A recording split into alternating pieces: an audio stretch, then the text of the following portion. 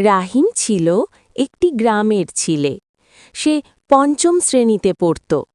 রাহিম পড়াশোনায় মোটামুটি ভালো ছিল, কিন্তু মাঝে মাঝে সে মিথ্যা বলত। একদিন স্কুলে শিক্ষক সবাইকে বাড়ির কাজ জমা দিতে বললেন। রাহিম সেদিন কাজটি করেনি।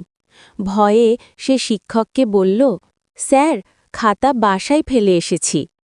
শিক্ষক কিছু বললেন না, কিন্তু পরদিন রাহিম খাতা আনতেও পারল না। তখন শিক্ষক বুঝতে পারলেন রাহিম মিথ্যা বলেছে।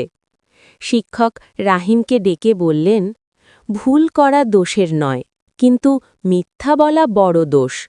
রাহিম খুব লজ্জা পেল। সে নিজের ভুল বুঝতে পারল এবং সবার সামনে ক্ষমা চাইল। এরপর থেকে সে নিয়মিত পড়াশোনা করতে লাগল এবং কখনো মিথ্যা বলত না। কিছুদিন পর রাহিম স্কুলের একজন ভালো ও বিশ্বাসযোগ্য ছাত্র হয়ে উঠল।